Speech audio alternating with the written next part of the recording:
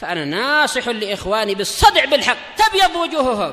السكوت في مسألة الحزبية يضرها، فاصدع بما تؤمر وأعرض عن المشركين. سلامي على دماج ورجالها والشيخ يحيى ودار العلم يا سعد بانيها. بسم الله الرحمن الرحيم. الحمد لله حمدا كثيرا طيبا مباركا فيه كما يحب ربنا ويرضاه. أشهد أن لا إله إلا الله وحده لا شريك له، وأشهد أن محمدا عبده ورسوله صلى الله عليه وعلى آله وأصحابه ومن تبعهم بإحسان إلى يوم الدين. أما بعد. Pertemuan yang lalu kita telah mengambil hadis yang ke-40 yang merupakan hadis terakhir pada pembahasan al-i'tisam bis sunnah berkaitan dengan ghurbatul Islam, keterasingan Islam.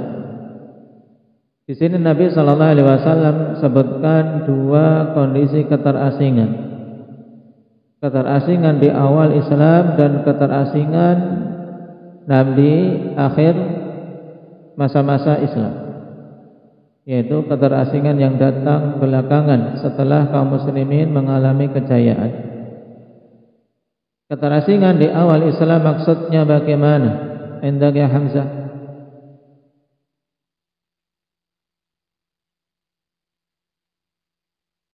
Baik, jelas asing di awal Islam karena memang manusia saat itu pada masa jahiliyah dan sangat sedikitnya orang-orang yang masuk ke dalam Islam. Islam dimulai dalam keadaan asing, tidak dikenal, bahkan dianggap sangat aneh. Aja'alal alihata ilaha wahida inna hadza la syai'un ujab, kata orang-orang musyrikin. Sungguh perkara yang aneh mau menjadikan berhala-berhala yang disembah yang banyak menjadi satu ilah saja. Adapun wasayaudu kama bada'a ghariban, kembalinya Islam pada keterasingan, maksudnya bagaimana? Indah ya Abdurrahman Riau.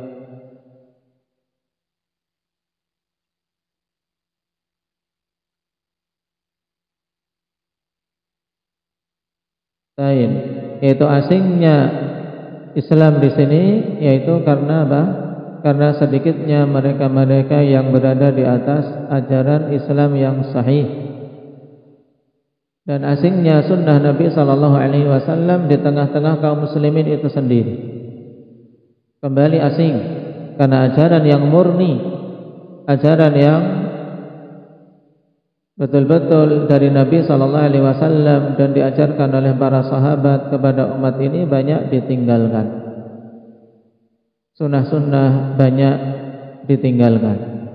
Menjadi asing ketika ahlu sunnati wal jamaah menyeru untuk menghidupkan sunnah.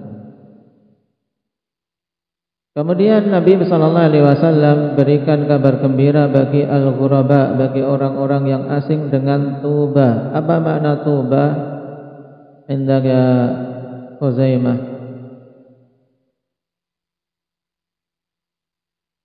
Apa itu?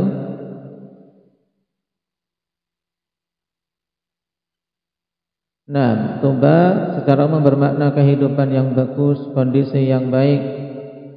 Nah, yaitu baginya kehidupan yang bagus, baginya kebaikan. Makna kedua, nah juga apa? Makna tuba dibawa oleh para ulama kepada makna sebuah pohon yang sangat rindang di surga. Baik. Lalu apa saja sifat-sifat ghuraba indahnya akbar?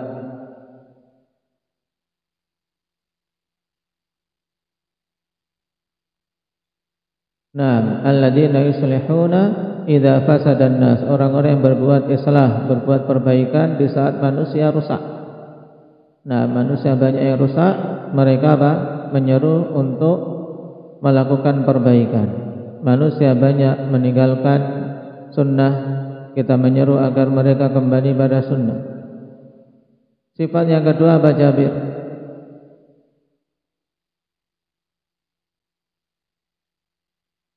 Nah, orang-orang yang memperbaiki sunnah-sunnah Nabi Sallallahu Alaihi Wasallam yang telah dirusak, yaitu dengan ditinggalkannya sunnah itu. Dengan kata lain, orang-orang yang menghidupkan kembali sunnah Nabi Sallallahu Alaihi Wasallam yang sudah banyak ditinggalkan.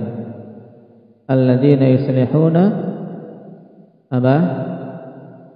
Ma afsadan nasu min sunnati min ba'di. Orang-orang yang memperbaiki apa-apa yang telah dirusak oleh manusia dari sunnah-sunnahku setelah. Sifat yang ketiga Pak Abdurrahman Munah.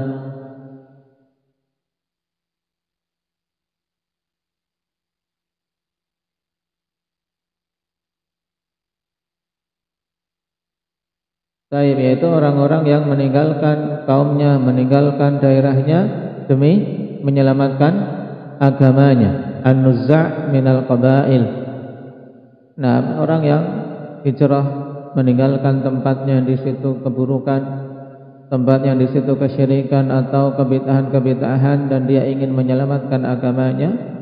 Nah, berpindah ke tempat yang lain yang dia bisa menegakkan sunnah-sunnah Rasul Sallallahu Alaihi Wasallam. Baik. Sekarang kita masuk pada kumpulan hadis berikutnya, akhwan, yaitu al-ahaditsul qisar fit taharati was shalah. Hadis-hadis pendek terkait pembahasan taharah dan salat.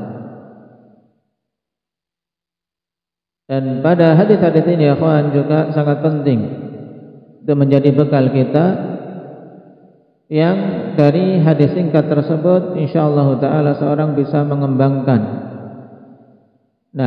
pembahasan fiqhiyah terkait dua permasalahan yang sangat penting ini, yaitu permasalahan taharah dan permasalahan salat.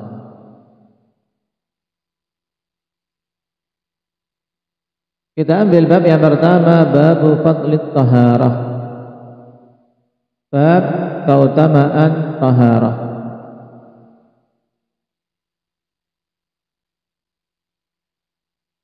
Qala al-mu'allif wafaqahu Allah ta'ala an Abi Malik al-Ash'ari radhiyallahu anhu anna an-nabiy sallallahu alaihi wasallam qala at-tuhuru syatrul iman. Rawahu Muslim. Sangat singkat hadisnya, di mana di sini Abu Malik al-Ash'ari radhiyallahu anhu, nama beliau akhwani fillah yaitu Al-Harith bin Asim al-Ash'ari, seorang sahabat yang diperselisihkan tentang namanya. Dan yang rajih nama beliau Al-Harith. Dan beliau bukan Abu Musa al-Asy'ari, beda, walaupun sama-sama dari apa? Asy'ariyin yang berasal dari Yaman. Abu Malik al-Asy'ari radhiyallahu anhu menyatakan bahwasanya Rasulullah sallallahu alaihi wasallam bersabda, at-tuhuru syatrul iman. Yang singkat ini jangan sampai salah, kan? At-tuhuru dengan mendommah, didommah ta-nya. Jangan sampai keliru membaca at-tahuru. Karena apa? Keduanya berbeda makna. Kalau at-tuhuru yang dimaksud adalah perbuatannya, yaitu bersuci. Nah, sedangkan at-tahur dengan fathah yaitu sarananya, alat untuk bersuci, yaitu apa? Air atau debu. Air untuk tayamum dan mandi, atau debu, air untuk apa? Wudu dan mandi, atau debu sebagai pengganti keduanya, yaitu untuk tayamum.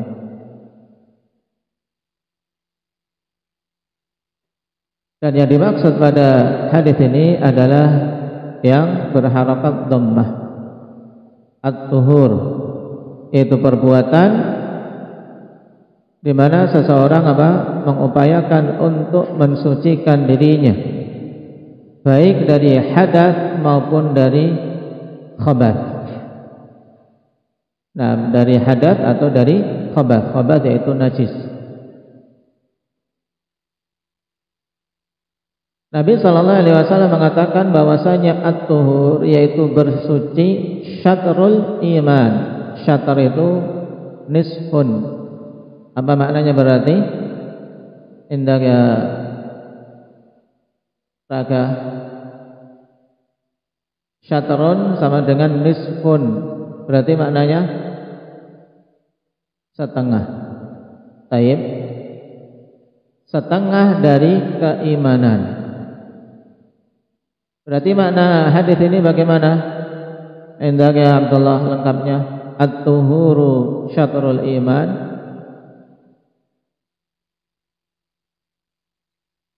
Nah, bersuci itu adalah setengah dari keimanan. Bersuci adalah setengah dari keimanan. Hadis ini sangat jelas menunjukkan keutamaan bersuci. Dan para ulama rahimahumullahu ta'ala menjelaskan kenapa sampai dikatakan bahwasanya bersuci setengah dari keimanan. Di sana banyak penjelasan dengan ungkapan yang berbeda-beda. Yang pertama mengatakan bahwasanya iman itu terdiri dari takhalli dan tahalli. Iman itu adalah dengan membersihkan dan menghiasi. Baik. Membersihkan yaitu membersihkan diri dari kesyirikan secara batin dan membersihkan diri dari kotoran-kotoran baik itu najis ataupun hadas secara zahir. Berarti pembersihan diri ini kan bagian dari keimanan, setengahnya. Karena takhalli itu pembersihan, sedangkan tahalli upaya untuk menghiasi diri dengan amalan-amalan saleh. Menghiasi diri dengan amalan-amalan saleh. Makanya dinamakan bersuci itu setengah dari keimanan. Baik. Yang lain mengatakan bahwasanya iman yang dimaksud di sini adalah salat. Sebagaimana diungkapkan oleh Imam Nawawi rahimahullahu taala berdasarkan ayat wa ma kana Allahu liyudhi'a imanakum. Allah Subhanahu wa taala tidak akan menyia-nyiakan iman kalian, maksudnya salat kalian. Dan Nabi mengatakan berarti bersuci itu setengah dari salat. Kenapa? Karena tanpa bersuci salat tidak akan diterima sama sekali. Baik.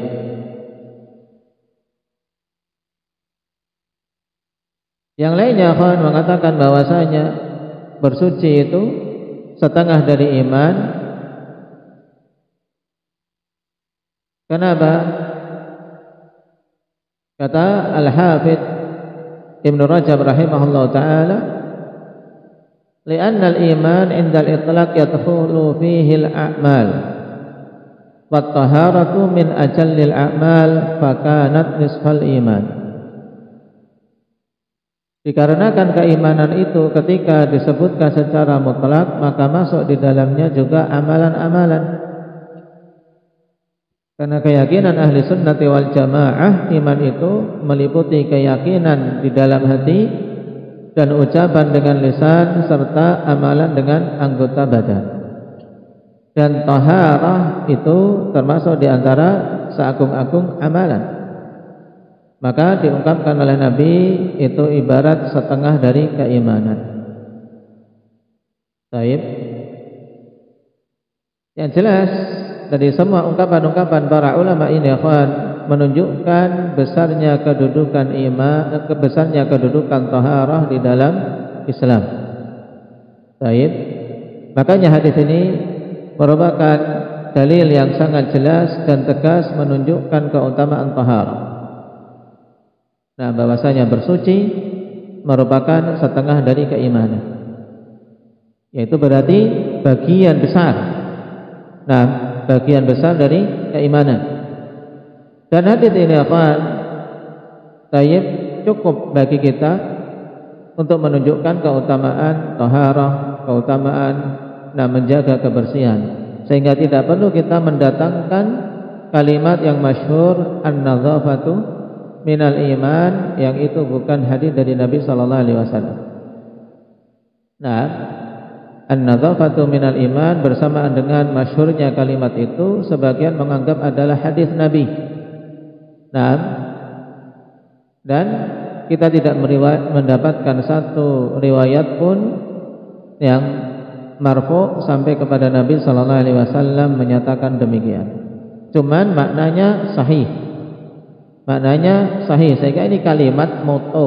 Ya, moto kalimat bagus, tidak perlu kita menisbahkan kepada Nabi sallallahu alaihi wasallam. An-nadzafatu minal iman, kebersihan merupakan bagian dari iman. Naam.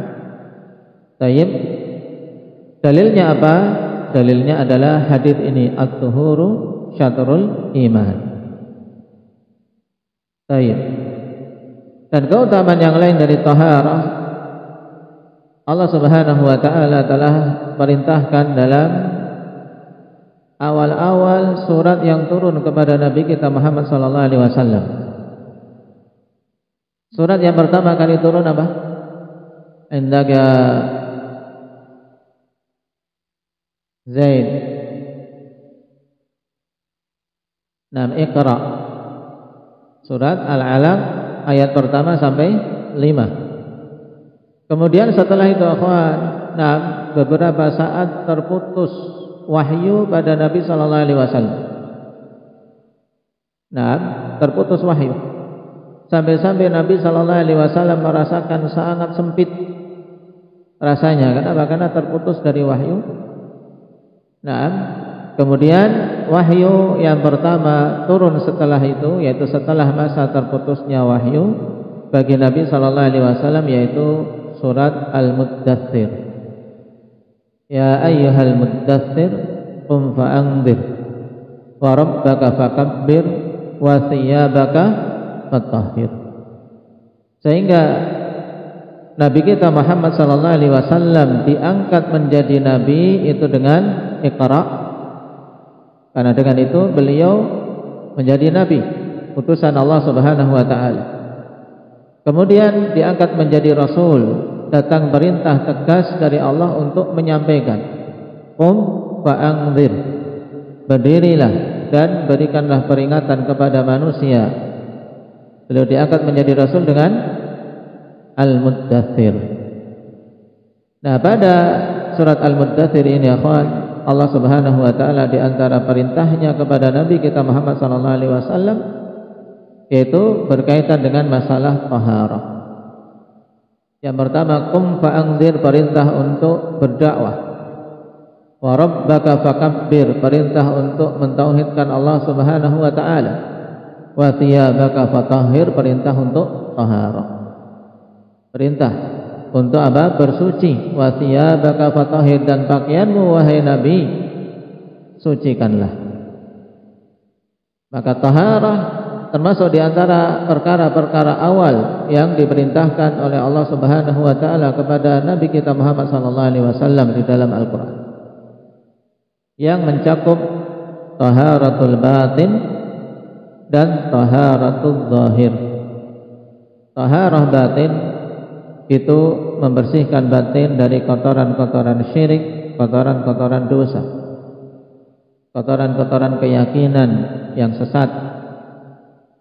Sedangkan taharatul zahir, taharah zahir, yaitu lahiriah, maka inilah yang kita bahas di sini, yaitu mensucikan lahir kita dari apa?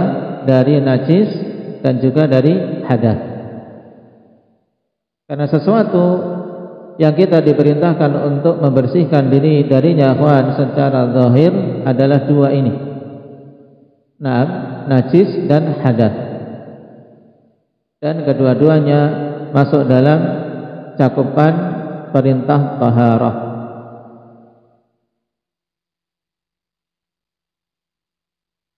Keutamaan ketiga dari taharah, bahwasanya taharah tersebut merupakan sebab untuk seorang mendapatkan kecintaan dari Allah Subhanahu wa taala.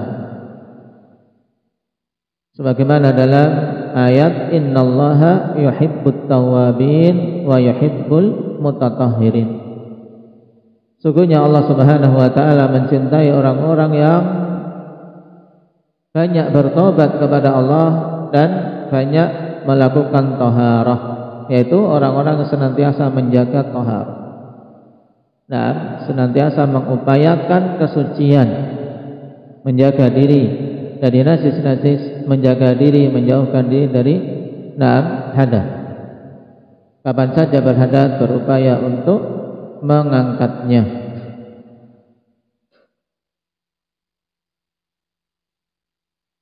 Juga yang menguatkan hal ini firman Allah Subhanahu wa taala kepada ahli Quba. Saat itu akhwan jamaah Masjid Quba. Taib. Allah Subhanahu wa taala puji mereka. Fihi rijalun yuhibbuna ayyatatahharu wallahu yuhibbul mutahhirin. Sebab turunnya ayat ini dikarenakan ahli Quba dulu mereka ketika bercebok, ketika istinja, mereka suka istinja menggunakan air. Taib. Padahal di masa itu yang namanya air termasuk sesuatu yang mahal, sesuatu yang sulit dicari. Tapi karena semangat mereka untuk bersuci secara betul-betul bersih, karena tidak ada sesuatu, tidak ada sesuatu yang bisa memiliki sifat membersihkan melebihi air. Makanya air menjadi sarana pokok untuk taharah. Bahkan itu diantara tujuan dan hikmah utama Allah Subhanahu wa taala menurunkan air. Apa dalilnya? Hudzaifah.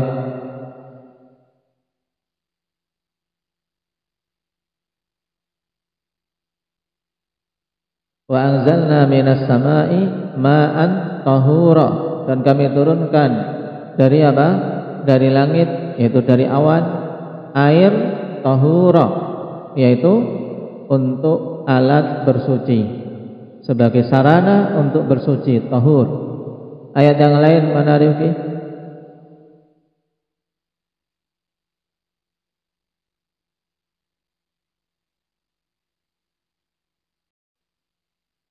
Allah Subhanahu wa taala tegaskan juga di surat Al-Anfal, wa yunazzilu 'alaikum minas sama'i ma'an liyutahhirakum bih wa yudhhiba 'ankum rijzasy syaitan. Baik.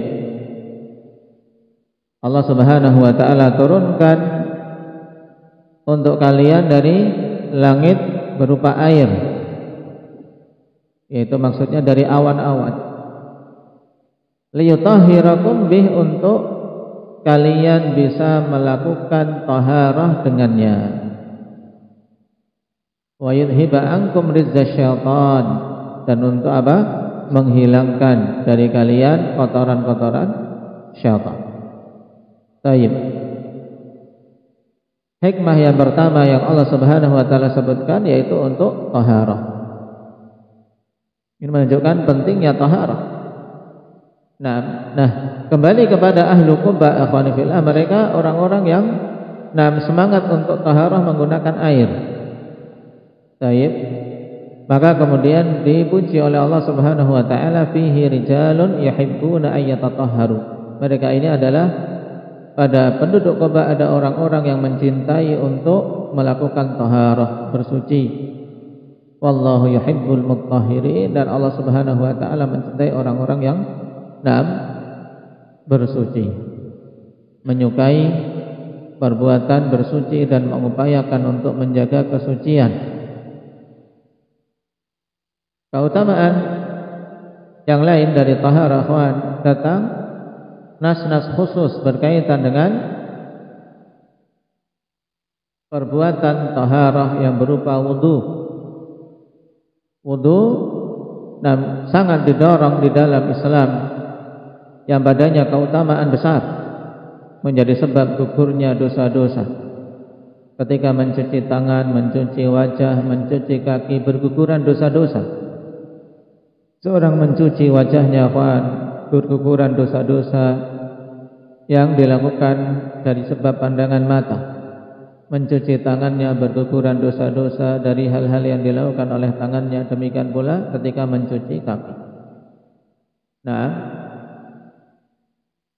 belum lagi keutamaan yang lain ketika seorang menambahkan setelah berwudu, membaca doa setelah wudu, yang dijanjikan untuk apa? Memilih ketika masuk ke dalam surga dari pintu mana saja dari 8 pintu,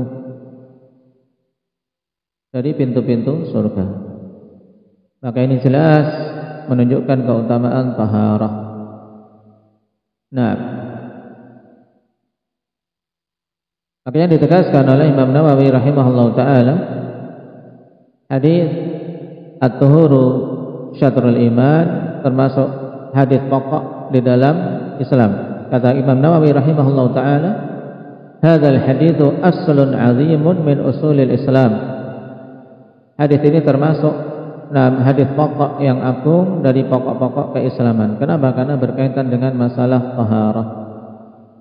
Juga pada kelanjutan hadis terdapat faedah-faedah yang lain yang banyak. Cuman yang kita inginkan berkaitan dengan taharah, lafaz ini at-tuhuru syatrul iman. Walhamdulillahirabbil alamin.